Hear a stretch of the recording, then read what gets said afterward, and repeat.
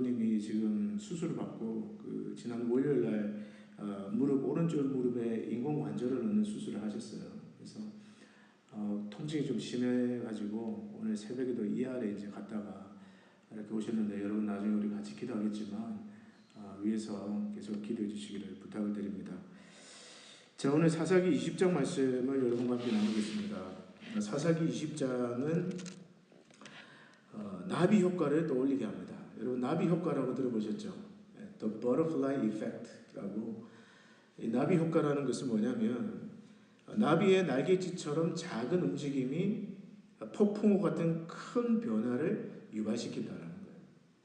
그래서 예를 들어서 브라질에서 나비가 이렇게 날갯짓을 한번 하면 그 영향이 텍사스에서 이렇게 돌풍으로 나타나는 어떤 그런 현상을 말하는 이론입니다. 그걸 이제 나비 효과라고 해요.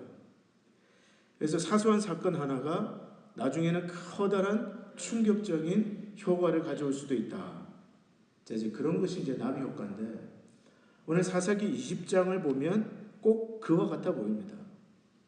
사실 사사기 지난주에 우리 19장을 나눴는데요, 한 레위인 가정의 부부싸움으로 시작합니다. 레위인 가정의 그 첩이 어떤 이유로 인해서 자기 남편을 떠나서 친정으로 가버립니다. 부부의 다툼에서 시작해요. 근데 그것이 오늘 20장에 와서는 어떻게 되느냐, 이스라엘 전체 지파가 싸움을 하는, 한 지파를 상대로 전쟁을 하는 한 가정의 부부싸움이 국가적인 민족적인 싸움으로 지금 번지고 있다는 거예요. 여러분, 본문에 등장하는 그 레위인은 밤새 윤관을 당하고 죽임을 당한 자기 첩을 12덩이로 토막을 내서 이스라엘 모든 지파에게 보냅니다. 그것을 보고 충격을 받은 이 이스라엘 모든 지파들이 오늘 1절에 보시면 단에서부터 브엘세바까지 모든 이스라엘 자손이 여호와 앞에 모였다고 되어 있어요. 이 성경에 여러분 단에서 브엘세바까지라는 말은 우리식으로 하면 할라에서 백두까지라는 뜻입니다. 모든 이스라엘 지파들이 전체가 모였다는 거예요. 그러면서 그들이 그 음행을 하고 망령된 일을 한 베냐민 지파를 치자고 결정을 합니다. 군사들을 모았어요. 이스라엘 지파의 그 연합군들은 먼저 하나님께 묻습니다. 여호와께 묻습니다. 우리 중에 누가 먼저 올라가서 싸울까요? 그때 여호와께서 대답하시기를 유다가 먼저 올라갈지니라. 그래서 아침에 일찍 일어나서 그 베냐민 지파의 기브아 성에서 전투를 하는데 결과가 어떻게 됐느냐?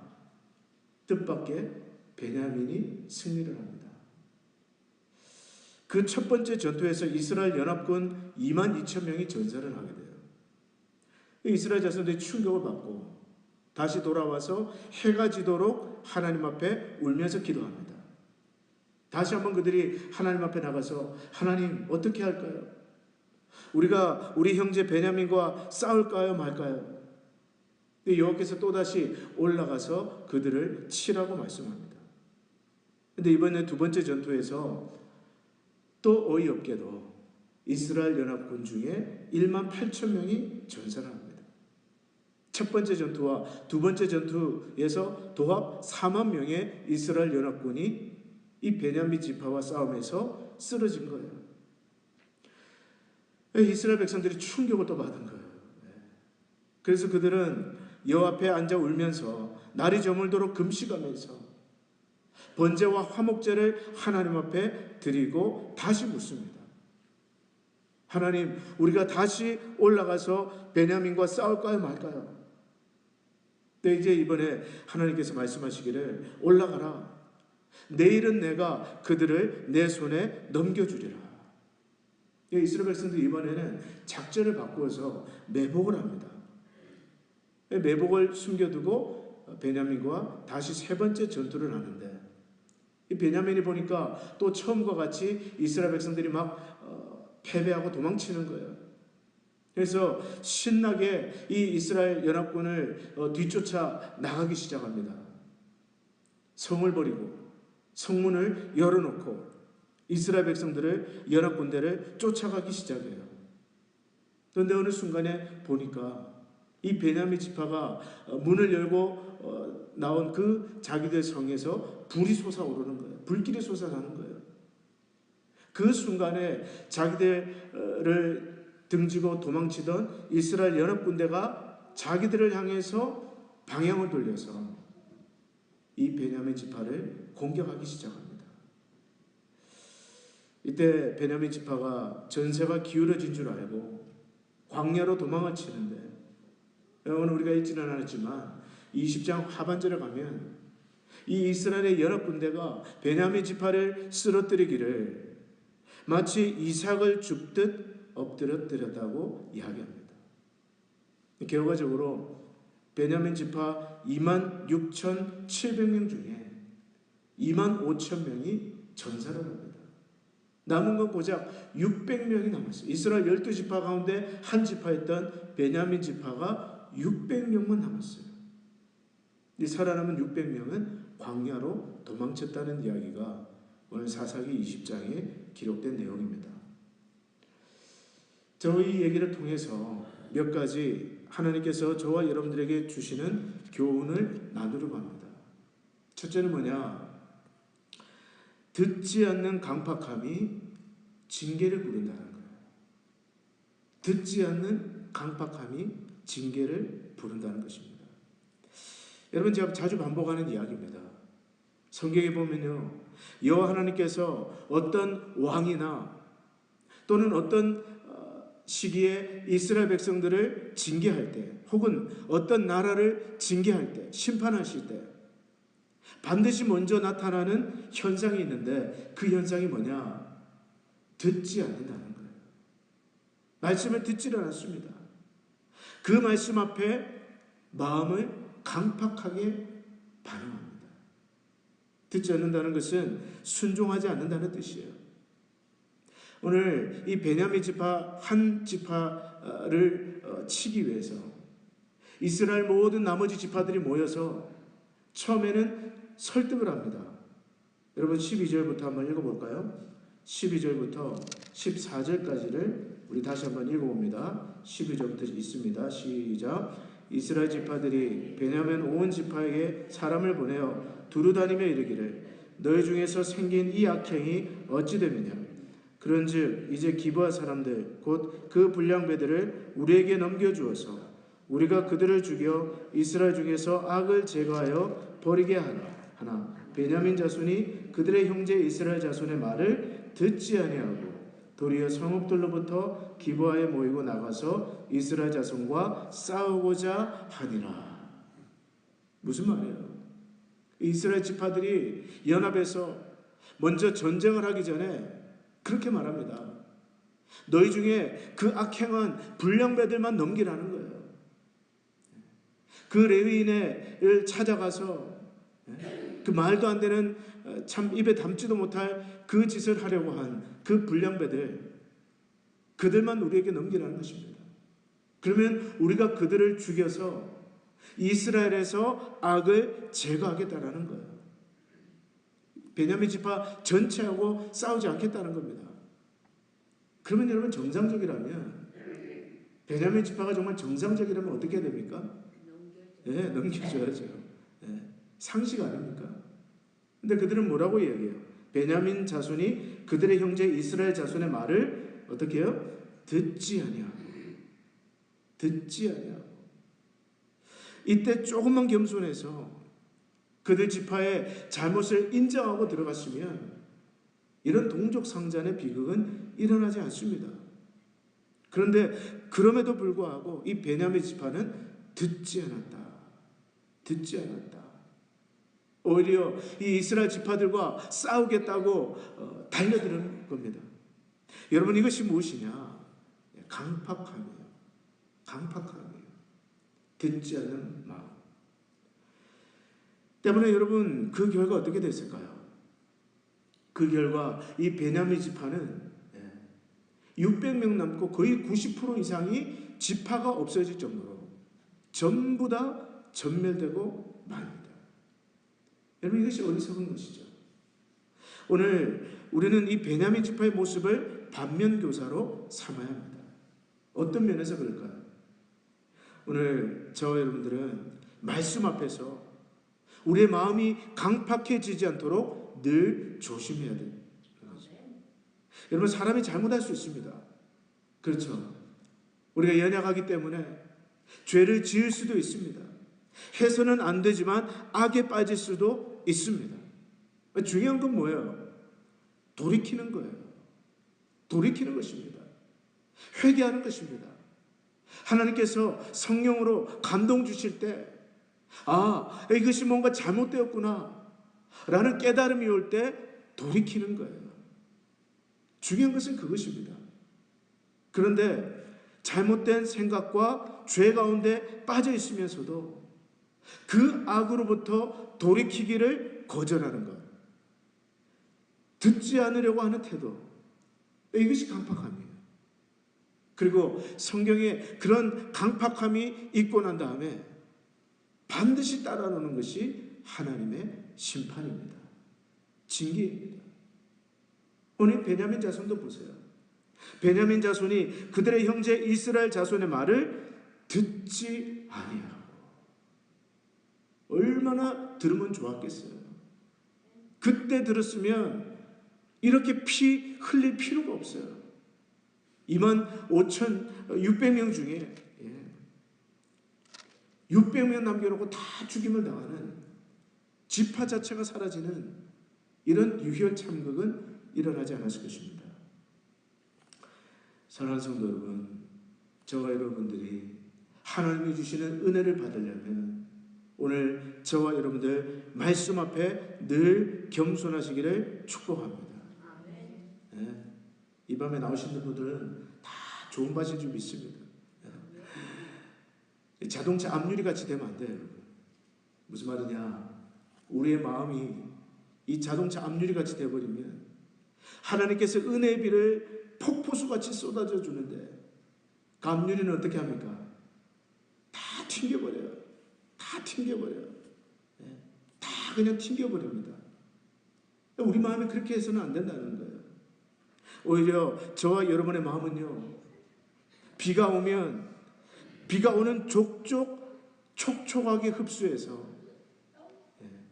싹을 틔우고 꽃을 피우고 열매를 맺는 부드러운 땅과 같이 되어야 될 줄로 믿습니다. 네. 들어야 산다. 한번 따라서 하시겠어요? 들어야 산다. 네. 들어야 삽니다.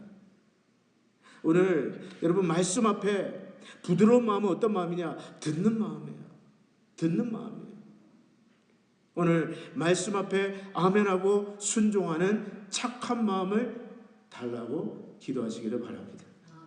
그래서 사실 매일 기도해요. 어떤 말씀이냐? 시편 119장 56절에 보니까 이런 말씀이 있습니다.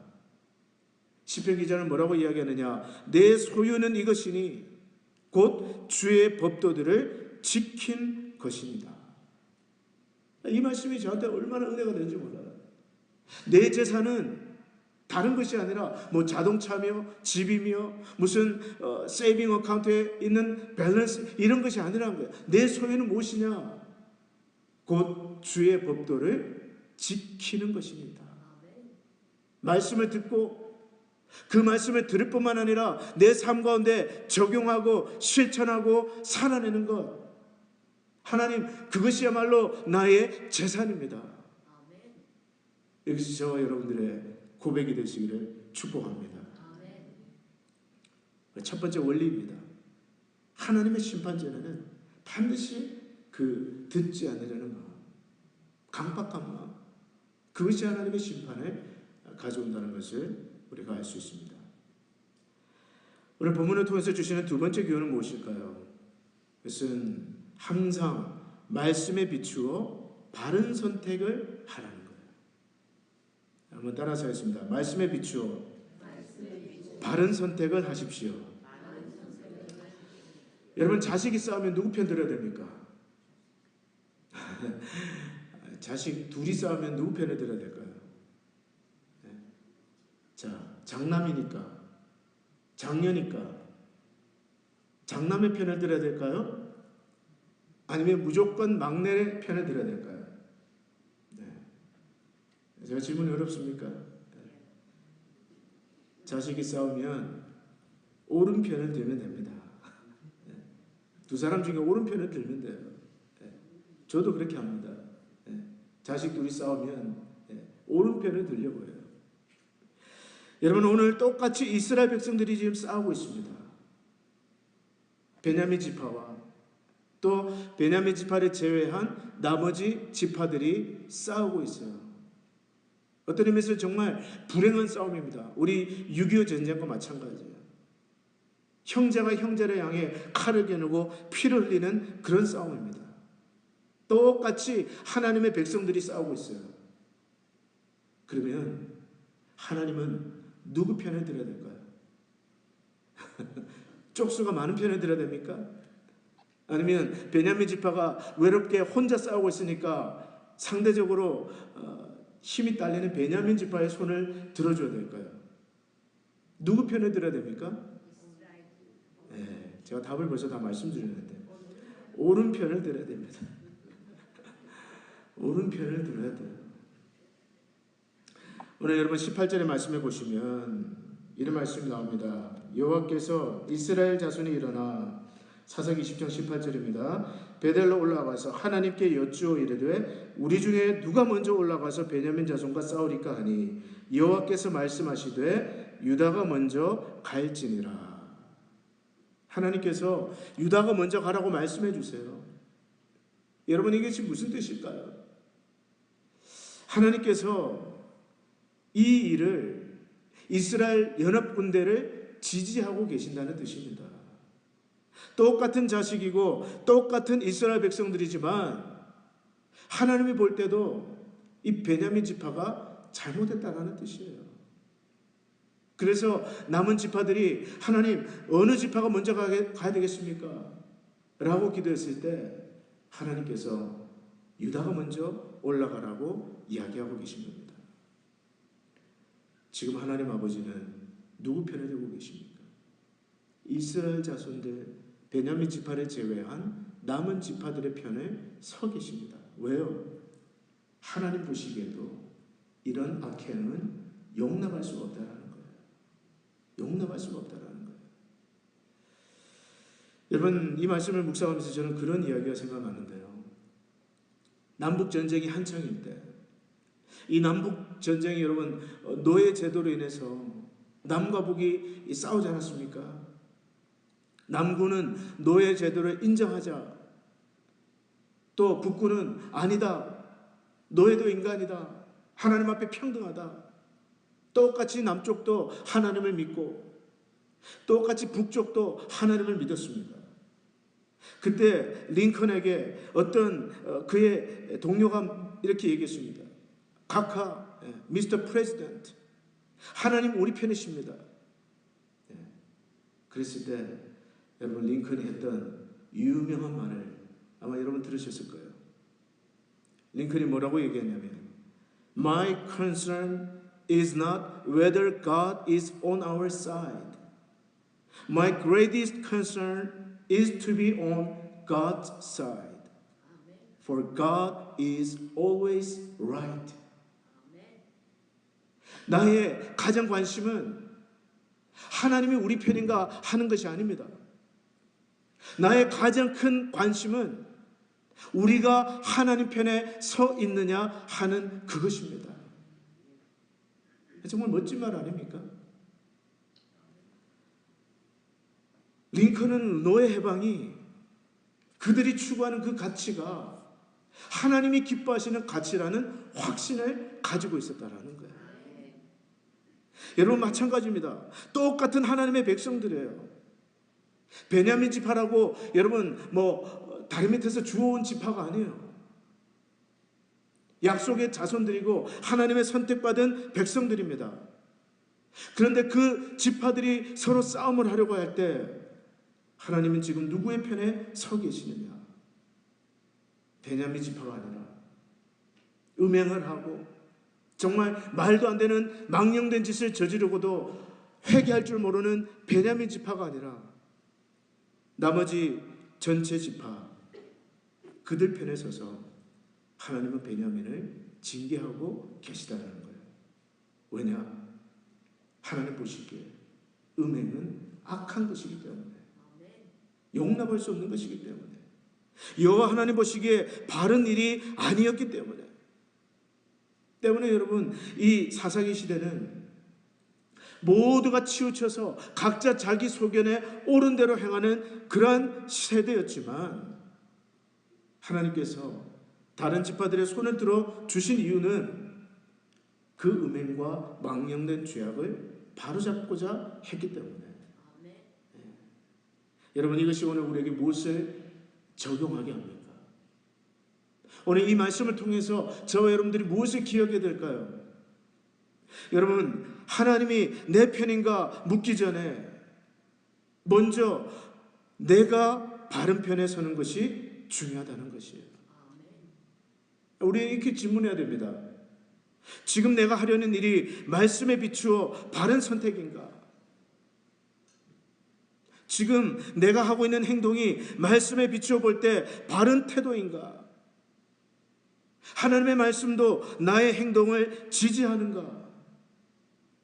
하나님의 말씀에 비추어 볼 때 내가 하려는 선택이나 내가 하려는 행동이 여호와 보시기에도 선한 것인가? 질문하시기를 바랍니다. 역대하 31장 20절에 보면요, 히스기야 왕에 대한 이야기가 나옵니다. 요즘 새벽마다 이 말씀을, 역대하 말씀 묵상하는데 얼마나 은혜가 되는지 몰라요. 얼마나 은혜가 되는지 몰라요. 역대하에 정말 신실한, 물론 그도 넘어집니다만, 히스기야 왕이 있었는데요, 역대 31장 20절에 이런 말씀이 있습니다. 히스기야가 온 유다에 이같이 행하되 그의 하나님 여호와 보시기에 선과 정의와 진실함으로 행하였으니 하나님께서 그를 번성하게 하셨더라. 물론 여러분, 히스기야도 완벽한 왕은 아니었습니다. 그러나 그는 어떻게 행동을 했느냐? Before God, 하나님이 보시기에 What is good? 선한 행동은 무엇인가? What is right? 바른 행동은 무엇인가? What is true? 무엇이 진실된 행동인가? 히스기야는 그것을 생각하고 거기에 따라 행동했다라는 거예요.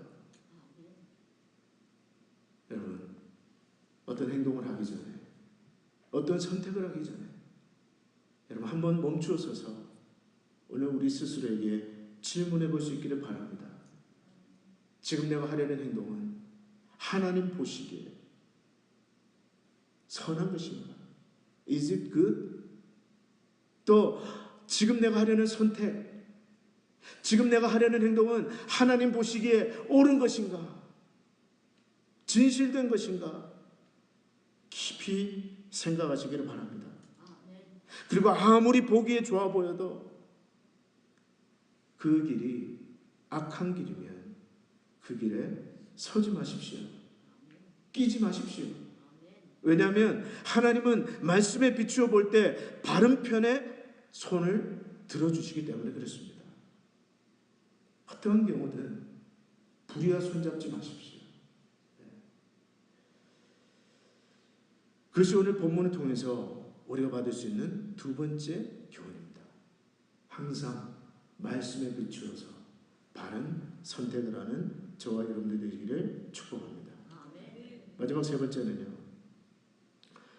오늘 하나님의 백성들에게 필요한 것은 끝까지 믿음으로 인내하는 거예요. 인내하는 것입니다.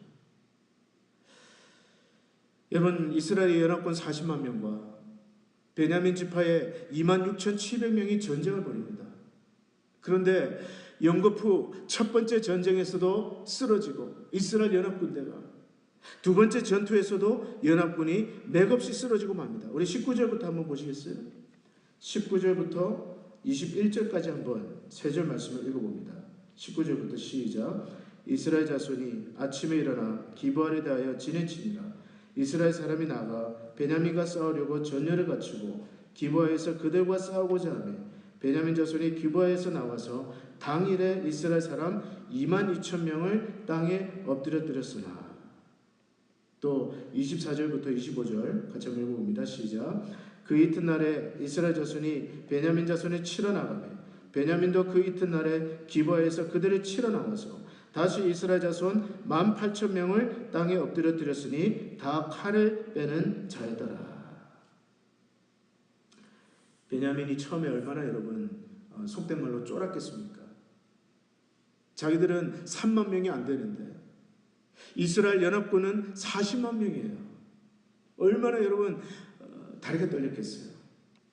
첫 번째 전투를 딱 시작하는데 이스라엘 연합군대 가운데서 22,000명을 그냥 죽였습니다. 두 번째 전투에서 또다시 18,000명을 쓰러뜨렸어요. 이 베냐민 자손의 기가 은매기사로 이렇게 되는 거예요. 은매기사로 막무가 잘 되는 것 같고 첫 번째도 이기고 두 번째도 이기고 얼마나 여러분 우쭐대는 마음이 있었겠습니까? 여러분 이게 경건한 마음이거든요. 우쭐거리는 마음. 반면에 이 이스라엘 지파들은 얼마나 낙담되어 있었겠어요. 하나님 앞에 지고 돌아와서 날이 저물도록 울면서 하나님 뭐가 문제입니까? 두 번째 졌을 때는 번제도 드리고 화목제도 드리고. 그러나 여러분 끝까지 봐야 돼요. 끝까지 봐야 돼요. 하나님은요, 하나님이 기뻐하지 않는 성공, 하나님이 없는 성공은 마치 여러분 하늘로 쏘아 올리는 폭죽과 같습니다. 올라갈 때는 화려합니다. 공중에서 터질 때는 화려해요. 그러나 그것이 끝입니다. 내려올 때는 보이지도 않아요. 하나님께서 때때로 악인들에게 허락하시는 성공은 바로 그와 같습니다. 영원한 성공이 아니에요. 여러분 베냐민 지파는요, 두 번의 전투에서 이긴 것 때문에 마음이 우쭐해집니다. 그래서 세 번째 싸움에서 역시나 이스라엘이 자기들 앞에서 쓰러지는 것을 보고 성문을 다 열어놓고 쫓아나갑니다. 쫓아나가요. 한참을 쫓아가고 있는데 뒤를 돌아보니까 갑자기 자기 성에서 불길이 치솟는 겁니다. 아차 싶은 순간이었지만 때는 이미 늦었어요. 39절부터 여러분 42절까지 한번 읽어볼까요? 39절, 사사기 20장 39절부터 42절까지 말씀입니다. 다 같이 한번 읽어보겠습니다. 시작. 이스라엘 사람은 싸우다가 물러가고 베냐민 사람은 이스라엘 사람 30명가량을 쳐 죽이기를 시작하며 이르기를 이들이 틀림없이 처음 싸움같이 우리에게 패한다 하다가 연기 구름이 기둥같이 성읍 가운데서 치솟을 때에 베냐민 사람이 뒤를 돌아보매 온 성읍의 연기가 하늘에 닿았고 이스라엘 사람은 돌아서는지라 베냐민 사람들이 화가 자기들에게 미친 것을 보고 심히 놀라 이스라엘 사람 앞에서 몸을 돌려 광야 길로 향하였으나 군사가 급히 추격하며 각 성읍에서 나온 자를 그 가운데서 진멸하니라. 나중에 그 45절 같은 말씀에 보면요, 이 이스라엘 지파가 베냐민 지파를 쫓아가는데 이삭을 줍듯이 그 베냐민 지파를 쓰러뜨렸다고 되어 있습니다. 여러분 악인은 잘 되는 것 같지만 그러나 끝까지 봐야 됩니다. 끝까지 봐야 돼요. 오늘 저와 여러분들에게 필요한 것은 무엇입니까?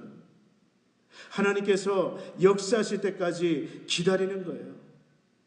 악인이 형통한 것 같고 악인의 꾀가 이루어지는 것 같아 보이는 그 순간에 우리에게 필요한 것은 바로 인내입니다. 인내입니다. 인내가 얼마나 중요한가요? 제가 최근에 읽은 책에 보니까요, 리더, 지도자, Leader, 리더의 어원에는 인내라는 뜻이 담겨 있다는 거예요. 무슨 말이에요? 리더는 참는 자다. 어떤 기업을 하시는 분이 그런 얘기를 합니다. 기업을 하려는 사람은 그릇이 커야 된다. 무슨 그릇이냐? 고통을 담는 그릇이 커야 된다. 동의가 되십니까? 저는 목회도 그렇다고 생각해요. 목회를 하는 사람은 그릇이 커야 됩니다. 무슨 그릇이냐? 고통을 담아내는 그릇이 커야 돼요. 고통을 담아내는 그릇이 요만하면 목회 못합니다. 시편 37장 7절에서 10절에 이런 말씀이 있습니다. 여호와 앞에 잠잠하고 참고 기다리라. 자기 길이 형통하며 악한 꾀를 이루는 자 때문에 불평하지 말지어다. 분을 그치고 노를 버리며 불평하지 말라. 오히려 악을 만들 뿐이라. 진실로 악을 행하는 자들은 끊어질 것이나 여호와를 소망하는 자들은 땅을 차지하리로다. 잠시 후에는 악인이 없어지리니 내가 그곳을 자세히 살필지라도 없으리로다. 여러분, 악을 행하는 자들이 잘 되는 것 같고 악한 꾀를 이루는 자들이 형통해 보일 때 우리가 기억해야 될 것이 무엇일까요? 첫째는 불평하지 말아야 됩니다. 하나님, 왜 가만히 보고만 계십니까? 불평하지 말아야 돼요. 불평하다 보면 자기도 모르게 자기 자신도 악에 빠지게 되기 때문에 그렇습니다. 또 한 가지는 하나님을 신뢰함으로 끝까지 참는 거예요. 누가 리더입니까? 참는 그 사람이 리더예요. 여러분, 잠잠하게 참고 기다리는 그것이 바로 믿음입니다. 하나님께서는 마지막에 반드시 역사해 주실 줄 믿습니다. 오늘 말씀을 정리합니다. 오늘 본문을 통해서 우리가 기억해야 될 것 세 가지 다시 정리합니다. 첫째로, 듣지 않는 강박함이 징계를 부른다. 늘 말씀 앞에 겸손한 마음을 가지시기를 축복합니다. 듣는 마음, 순종하는 마음을 가지십시오. 둘째로, 항상 말씀에 비추어 바른 선택을 하십시오. 감정에 따른 선택이 아니라, 어떤 눈앞에 보이는 이익에 따른 선택이 아니라 여호와 보시기에 what is good, what is right, what is true, 그것을 생각하면서 선택하시기를 바랍니다. 하나님께서 여러분들이 하는 모든 일들에 축복하실 것입니다. 마지막 세 번째, 끝까지 믿음으로 인내하십시오. 끝까지 봐야 돼요. 끝까지 봐야 돼요. 악인도 끝까지 봐야 되고요. 믿음으로 인내하는 그 인내도 끝까지 가야 됩니다. 욥에게 주신 그 결말을 생각해 보세요. 인내하는 자가 복이 있는 줄로 믿습니다. 하나님께서 기다리는 여러분들에게 반드시 도와주실 줄 믿습니다. 기도하겠습니다. 이 시간 우리 같이 한번 기도할 때 우리 통성으로 한번 기도합니다. 먼저 우리 말씀을 생각하면서 하나님 앞에, 하나님, 우리의 마음이 혹시나 죄로 인하여 시험으로 인하여 강팍해지지 않게 하시고 늘 말씀 앞에 겸손하게 하옵소서. 듣는 마음을 주시옵소서 기도하시고요. 또한 말씀에 비추어서 무엇이 바른 선택인지, 무엇이 선한 선택인지, 무엇이 진실이 된 선택인지를 늘 생각하며 살아가게 하옵소서. 마지막으로 끝까지 믿음으로, 하나님은 믿음으로 사는 자도 끝까지 지켜보시고 또 불의하게 사는 악인도 끝까지 지켜보시는 하나님이십니다. 하나님, 오늘 나의 삶이 정말 믿음으로 인내하는 여호와 앞에 잠잠하고 참고 기다리는 그러한 삶이 되게 해달라고 이 시간 여러분 우리 말씀을 붙들고 이제 동성으로 한번 다 같이 기도하며 나가도록 하겠습니다.